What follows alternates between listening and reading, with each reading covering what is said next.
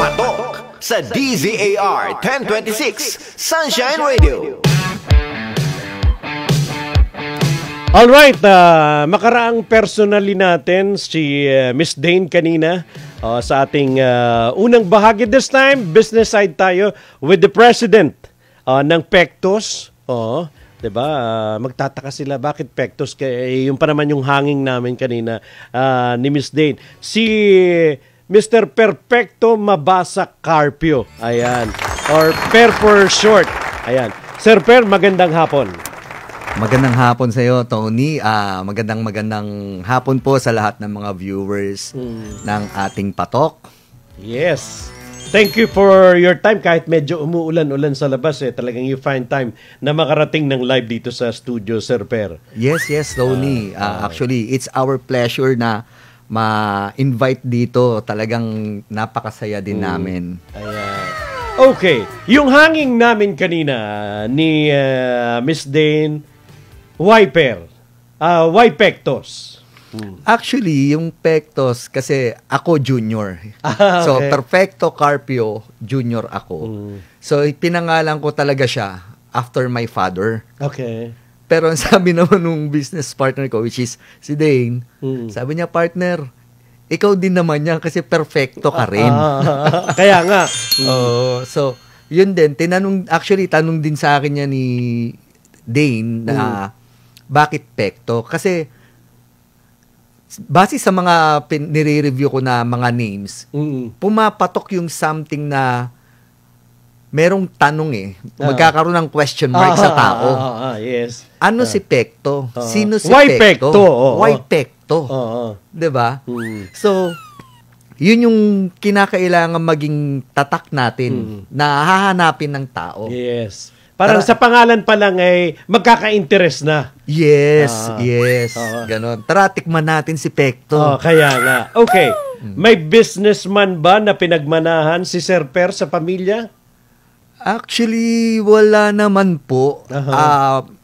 Sa sales po, ang mother ko po is dati pong manager po sa direct selling sa isang company. So, dun din po ako nahasa, which is, simula din naman po kasi pagkabata ko, mahilig na po akong rumakit-raket. Okay. Tinda-tinda, ganyan. Nagtinda po ako ng, Kumbaga, wala mang pinagmanahan, pero since bata ka pa, parang hindi na bago sa'yo yung pagtitinda-tinda or yung pagkita ng pera, in short. Yes.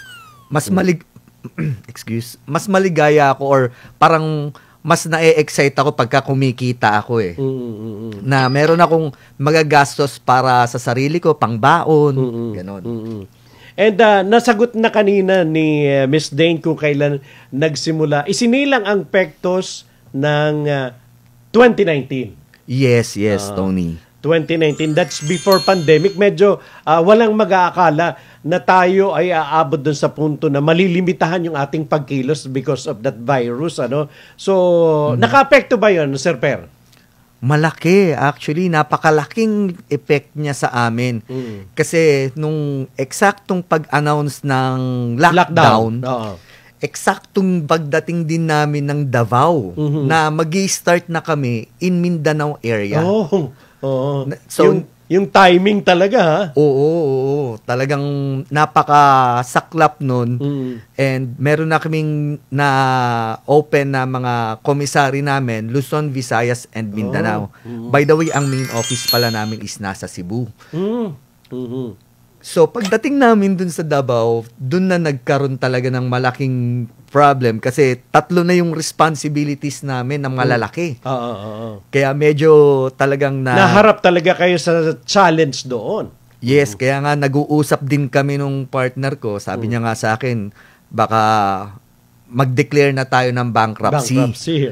Pero ang sabi ko naman sa kanya, tignan natin. Kasi nagtiwala sa amin yung mga tao Alam namin na hard-earned money yun. Yes. So, sabi ko sa kanya, mas maganda kung meron man lang isa, kahit isa lang na matira na naka-open, itutuloy natin ang negosyo. Okay. Pag wala nang nag-open, saka tayo mag-declare ng bankruptcy. At least, maanuhan pa rin, masupplyan pa rin natin yung nag-iisang yon. Although, malaking sacrifice talaga kasi malaki yung bubunuin namin na pagdating sa finances.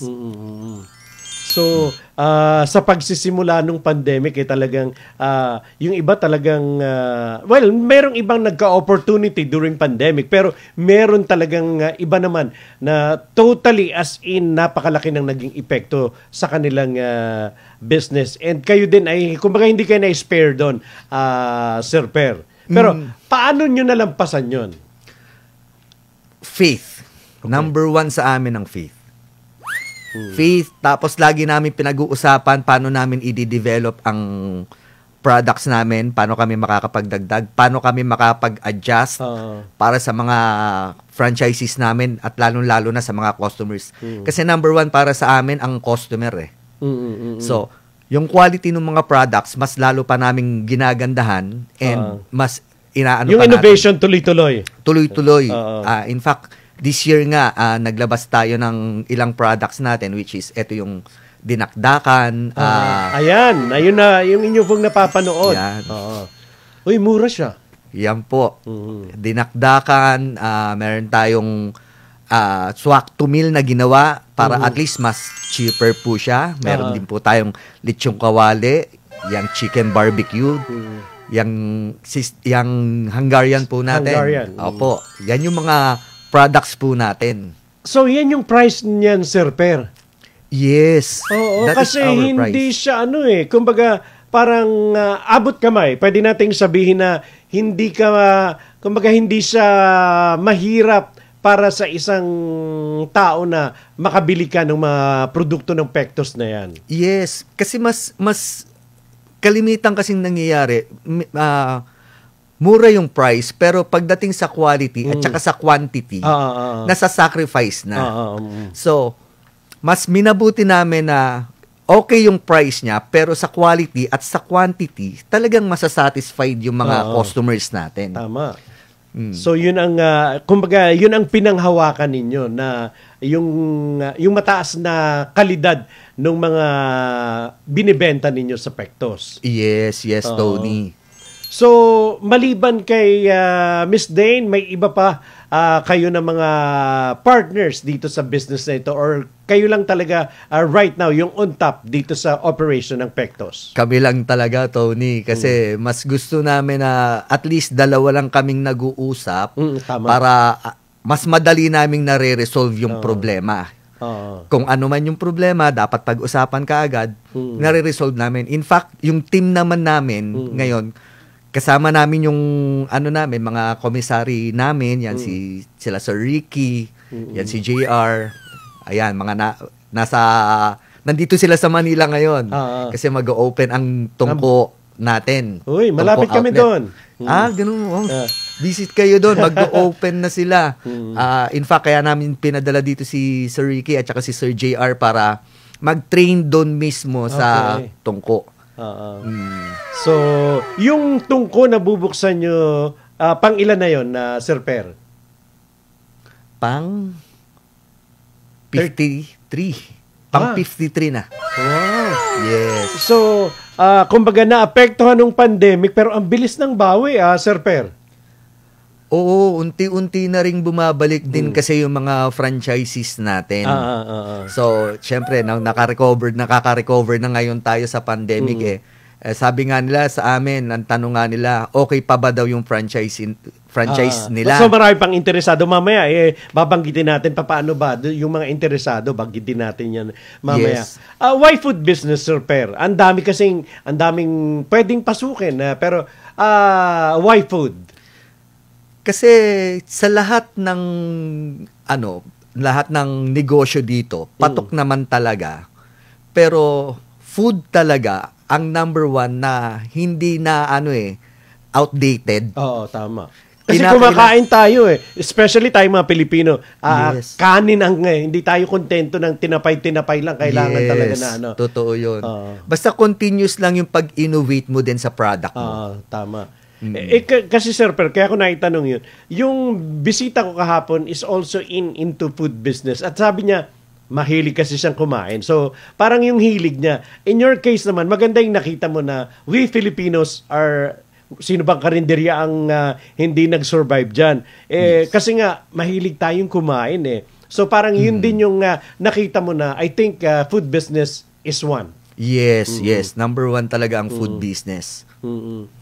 So, dun sa pagpapatakbo ng business after pandemic, sabi mo nga, slowly bumabalik na sila yung interest ng ating mga kababayan.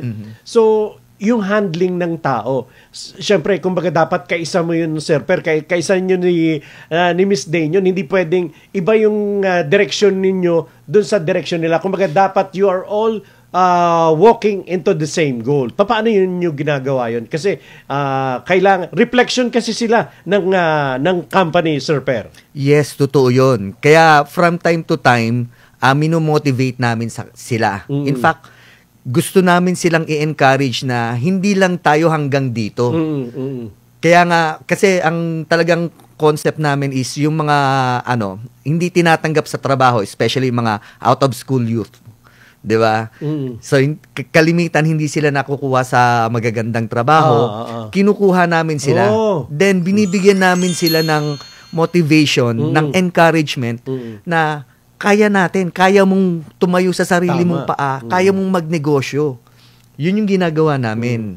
Binibuild namin yung confidence nila. Kumbaga, kung sa tingin nila ay walang magbibigay sa kanila ng pagkakataon, kayo sa Pectos ay kakaiba dahil sila mismo yung parang target nyo na matulungan, mabago yung kanilang buhay at yung mabago yung pananaw nila na paano ba, ito yung estado natin, sino bang magbibigay sa atin ng pagkakataon. Pero sa Pectos, sila yung inyong, kumbaga, parang binibigyan ng pagkakataon. Yes, totoo po yun. Para at least kasi malaman nila, kasi human nature, nagkakaroon tayo lagi ng self-pity, lalo na pag wala tayong narating sa buhay. Awang-awa tayo sa sarili natin. Totoo yun. So, kaya binibigyan namin lagi sila ng lakas ng loob. Lagi namin sinasabi na hanggat buhay tayo, hanggat meron tayong pag-iisip, hanggat meron tayong matinong ginagawa, kinakailangan hindi tayo mawalan ng pag-asa. Tama. And it's not because nandito kayong dalawa, pero the way I see it, yung feel ko lang, kasi di ba first time natin pareho nagkita, parang kayo yung tipong boss na hindi mahirap lapitan. Para bang any time of the day, sir, may concern lang kami, ma'am, may concern. Parang yun ang nakita ko sa inyong dalawa. Nakatulong ba yung ganong klaseng personalidad na kasi 'di ba mayroong mga bossing na mayroong wall na nakapagitan kung empleyado ka, parang hindi ka basta-basta makakapunta kay boss. Malaking tulong. Kasi hindi naman mag-grow ang isang company kung hindi mo ititreat ng maganda ang mga tao. Tama. Kung hindi mo ititreat sila, kami kasi we treat them as part of our family. As family talaga kami. Kung ano yung problema nila, problema na rin namin. So ang ganda kasi na nararamdaman ng mga empleyado yung gano'n na yung concern. Kasi yung iba para bang may problema na hindi makapagsabi. Yes. So para bang at least sa Pectos belong sila, kumbaga, Sir Per. Yes.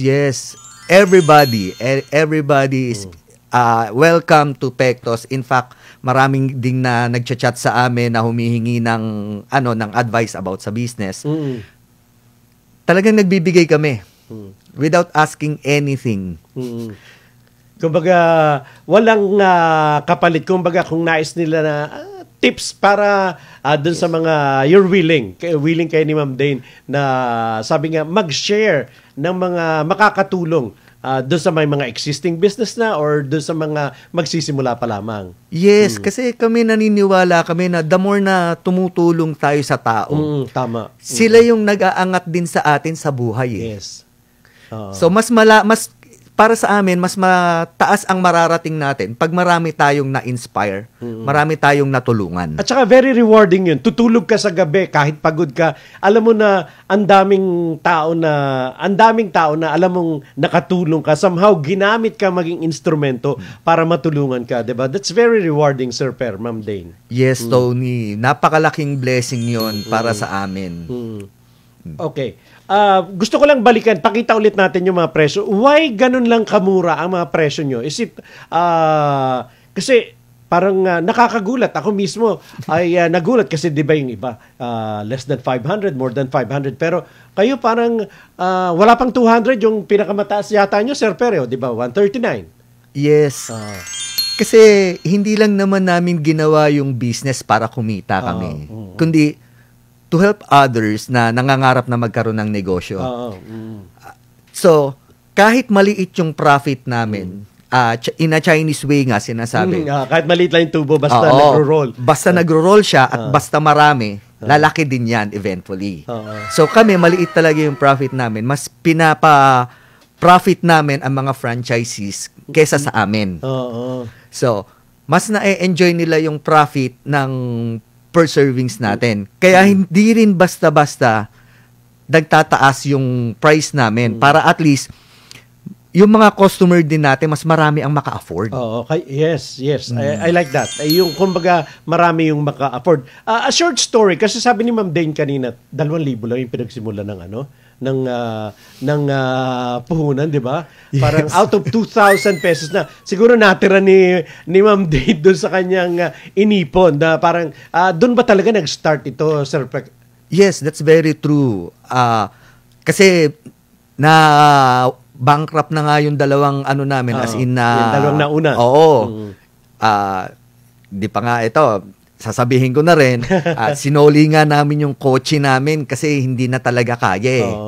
Pero we are not we are not ashamed of that. Kailangan labanan natin yun eh. So, from the 2,000, dun kami nagsimula. Instead na ibili namin ng product yon, ikinuha namin ng permit. Then pinag-uusapan namin ngayon, paano yung gagawin nating negosyo. Hanggang dumating kami sa point na pinag-usapan na namin ipa-franchise natin. Ayun. So, dun siya nagsimula. At very, very low price pa during that time. As in talagang pinromo natin yung price natin. That is only 30,000. Di ba? May food cart na yun. Meron na mga inclusions. Sabi nga ni partner Dane, kikita ba tayo dyan? Actually, maliit lang talaga. Talagang napakaliit lang niya. Pero sabi ko nga, pero pag dumami naman kasi yan, at nagtuloy-tuloy ang orders, gaganda rin ang negosyo natin. That's why we promote. Diba sabi mo nga, yung Chinese mentality when it comes to business, na kasi yung iba parang ang laki kagad magpatong, pero matumal naman yung usad nung Yes. Ay dito na ako sa maliit lang yung patong mo, pero nagro-roll naman ng mabilis. Okay, doon sa ating gabay sa tagumpay, ito'y galing din sa inyo, Sir Per, sa ating gabay sa tagumpay, sabi nga dito, maintain the sizzle while there is something on the plate. Anong ibig sabihin nito, Sir Per? So, kailangan ma-maintain kasi natin yung yung gigil natin. Diba? Habang meron nasa plato. Strike the iron while it is hot. Yes. So, nandito ka, wag mong pabayaan na maubos yung laman ng plate mo. Instead, dagdagan mo siya ng dagdagan. I-innovate mo kung ano yung nandiyan. Exactly. So, wag kang magsasawa, wag kang tumigil. Wag mong hayaang maubos yung laman ng pinggan. Yes. So, hindi ka titigil sa pangarap mo. Kung bumagsak ka man, tayo. Kung nagkamali man tong decision mo na to, reverse it. Do it on the other way around. Katulad ng ginawa ninyo ni Ma'am Day. Yes, and always feel excited. Wag mawala yung gigil. Sabi mo nga, I like that. Yes. Wag, ano man ang dumating sa atin na businesses, offer, wag niyong tanggihan. Kasi dyan, kung maging negative man yung result niyan or positive, still meron kayong natutunan. Tama. 'Diba? So, learn a lesson. Kumbaga, ano man yun, good or bad man yun, make sure na may lesson kayo na pwedeng makuha doon, na pwede nyong gamitin Yes. sa mga susunod. Kaya sa amin, pag kami nag-o-offer sa amin, sige, come here. At least natututo tayo dun eh. Tama. So meron tayong additional knowledge, Oo. additional learnings from that. Yes. Sir Per, bago tayo maubusan ng panahon, contact details sa mga interesado na ganun pa rin ba yung presyo ng gustong mag-franchise up to now or naiba na? Ano ba yung sa mga interesado po, saan ba kayo pwedeng makontak? You can text or message us. Mas maganda sa page namin sa Pecto Sizzling Plato. Yan, in fact, kami rin ni Miss Dane ang sumasagot. Kami mismo. Para at least ang reason nga namin yan, para first hand yung narinig sa amin. Whatever the decision is, kami po yung nag-decide po noon. So, ang franchise fee natin ngayon is 128,000 with inclusion na yon. Then, meron din po tayo na yung 48,000 naman.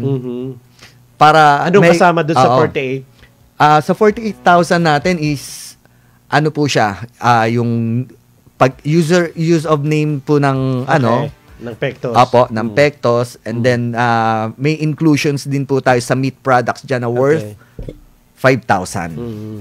Ayun, so that's 48,000. Apo. And may number ba tayong binanggit dun sa mga gusto ho na mag-franchise? Paulit lang, Sir Per, para dun sa mga hindi ho nakuha. Paano ba mag-franchise sa Pectos?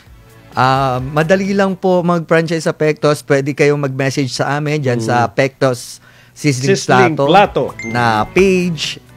Anytime po, pwede kayong mag-message dyan. Kami po mismo ang sumasagot niyan. Or you can text or call us dito sa 0916-398-4443. Ayun.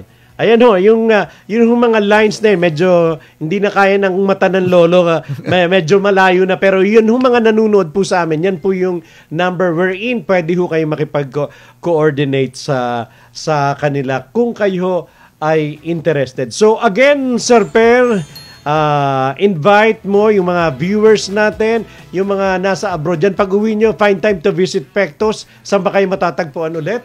Yes, visit nyo po yung Pectos Sizzling Plato outlets po natin. Meron po tayo sa Cebu City. Mga taga Cebu. Opo, meron din, mag-open na rin po yung sa Tungko natin. Diyan po sa San Jose del Monte, Bulacan. Yes, meron din po tayo sa May Binangonan. Uy, sa Rizal. Sa Rizal po. Meron din po tayo sa Tugigaraw. Solano, Nueva Vizcaya. And actually sa Cebu kasi mas marami siyang Oo. Anyway, nandun naman lahat yun nandun lahat yun sa website. Yes. Nationwide na siya. Nationwide na siya. Yes, nationwide na po yung operation natin. So guys, what are you waiting for? Ang ganda nung sinabi ni Sir Per na kasi hindi ka malulugi pagkain yan eh. Kumakain tayo, hindi nga lang 3 times a day eh. Kahit merienda, minsan kanin or basta mahilig ho tayong kumain. Sir Per, Ma'am Dane, maraming salamat. Nakaka-inspire ang inyong kwento. At siguro, yun lang ang isang lesson.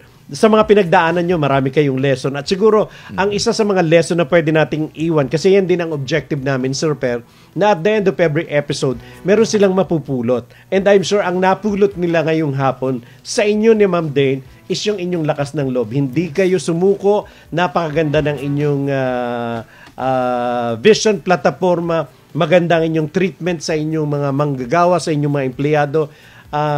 Walang dahilan para hindi mag-grow pa ang Pectos in the near future. I'm sure marami pa kayong mga plans, Sir Per. So, parting shot, Sir Per, bago tayo magtapos. Ayun po, maraming salamat po sa opportunity na binigay po sa amin ng Patok. And thanks God again sa mga blessings na pinagkakaloob niya sa atin, sa strength, and sa lahat din po ng mga friends po namin na palagi rin pong nandiyan na nagbibigay na sa amin ng advice, especially Engineer Leo of Equicel. Ayan, isa rin pong part na po all namin. All the men and women of Pectos. Yes. Yan po. Lagi lang po natin tatandaan, life is not a matter of chance, but it's a matter of choice. Diba? Well said, Sir Per. Maraming salamat. Ayan, sa atin hong mga kababayan, isa na naman pong magagandang kwento ang atin hong natunghayan, punong-puno po ng inspirasyon at pagpupursige. Naway kayo po'y na-inspire sa kwento ni Sir Per at saka ni Ma'am Dane sa hapong ito ng Webes. Lagi po kayong tumutok at abangan ang iba't ibang kwento ng tagumpay sa likod ng mga kilalang brand, produkto o kumpanya. Kaya naman, kung meron po kayong mga kwento na alam nyong papatok sa atin ng mga kababayan. Sa ngalan po ni kapartner Eileen, ako po si Tony Cuevas. Ipatok nyo na po yan. At kami po ay nandito lamang sa DZAR Sunshine Radio. Sir Per, Ma'am Dane, thank you very much po. Good luck! I'm sure marami pang mga branches, franchisee ang darating sa Pectos Sizzling Platter. Maraming salamat po. Magandang hapon sa inyong lahat. Sumainyo ang programang Patok. Naway marami kayong nalaman at natutunan sa mga latest trends at fashion. Muling makinig sa mga araw ng Lunes hanggang Biyernes, 1:00 hanggang 2:00 ng hapon. Dito lamang sa DZAR 1026 Sunshine Radio.